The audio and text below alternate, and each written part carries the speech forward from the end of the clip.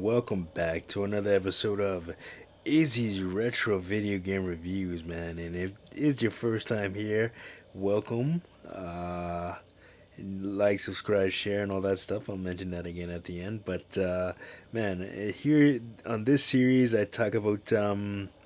I don't really review retro video games. I just that just sounded pretty cool. But I do talk about my memories that I have playing certain games and playing certain games from when I grew up, and the time frame surrounding those games, and like what was happening in my life at the time. So I really try to correlate video games and life stories combined into one neat little package with this series, man. And today I'm going to be talking about WCW versus the World. Now, I've done WCW World Tour and WCW NWO Revenge on this channel, and also WCW Mayhem. But this is a game that kind of started it all for WCW video games in the 97, 96, 97 almost attitude era, as they like to call it, or in this case we're going to refer to it as the Monday Night War era. So 96, 97, 98. This is the kind of the game that started it all in that era, at least on the American side of things. I know on the Japanese side of things they had virtual pro wrestling.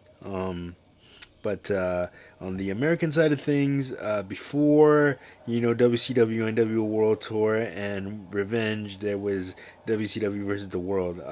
It came out on September 13th, 1996, for PlayStation 1. That was the only system it came out for. And, I remember renting it from Blockbuster when it first came out, but I didn't really get my hands on it for my own copy until 1 year later. So the summer of 1997. I know I told you guys the story about me going to sleepaway camp. I'll put a link in the description. I'll put the video at the end of the description for this one. Put the video so you can check out that story. But so that story was that kind of directly led to me getting the game in a way, because of the tough experiences that my brother Gus and I went through at sleepaway camp. We ended up getting a whole bunch of video games and a new system to kind of make up for the terrible experiences that we had there. But yeah, and this was one of the games that I got, WCW versus the World, and um, I just remember popping it in, man, and being blown away by the 3D graphics. At that time, you couldn't get any better than WCW versus the World in terms of graphics. And I just remember, man, just opening it and having so many wrestlers to choose from. Just not just the WCW guys, like your base WCW roster like Ultimo Dragon, Ric Flair, Eddie Guerrero, Chris Benoit, Sting, Lex Luger, all those guys. But you also had Hulk Hogan, Flair, all those guys. But you also had Japanese guys. The Great Muta was in there. Uh, uh, fucking like Toshi Onita, they were all in there, but they were under different names because Jushin Thunder Liger was in there, but they were all under different names because WCW didn't have the New Japan license, or All Japan Pro Wrestling, All Japan Pro Wrestling license to use the characters' real names. So you had their likenesses in there, and they would play like the real characters, but they weren't able to use their real names.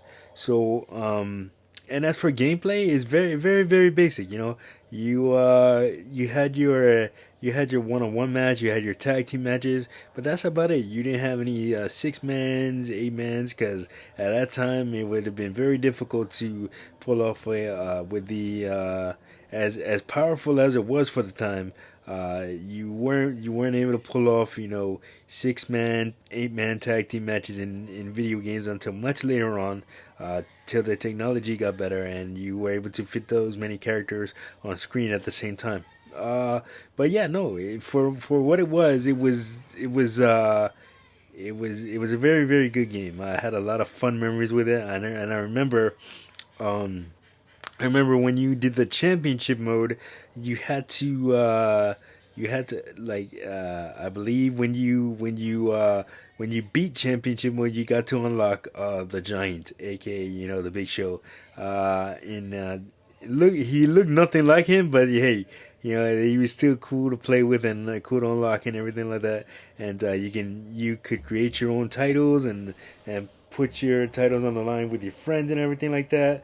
And it was pretty damn cool. I remember playing with my brother for hours on that, uh, and just having a real good time, man.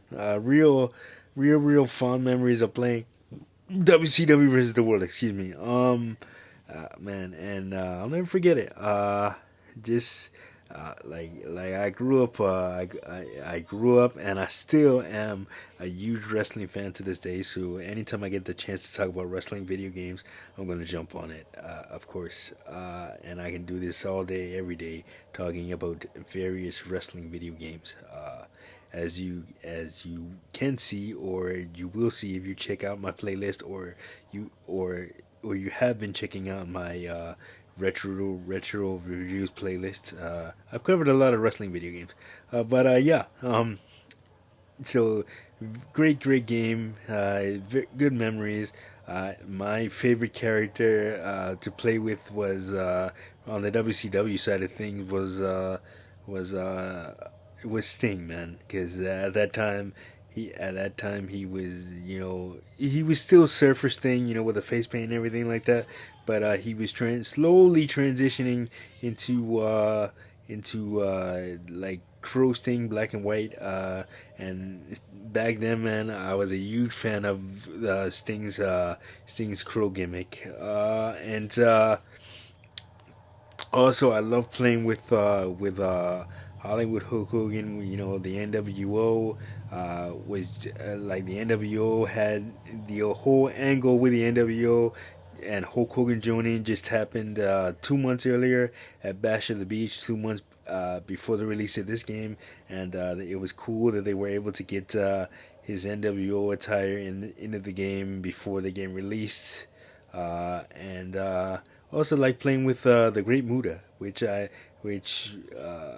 in one of my favorite Japanese wrestlers. Just there's so many. I think the roster's like 80 wrestlers or something like that, all in total. It's just an insane amount of wrestlers and an insane amount of fun. But yeah, that is gonna do it for this episode of Izzy's Retro Video Game Reviews. Like, subscribe, share. Don't forget to hit that notification button so you don't miss a video. And I will see you guys on the next one. Peace.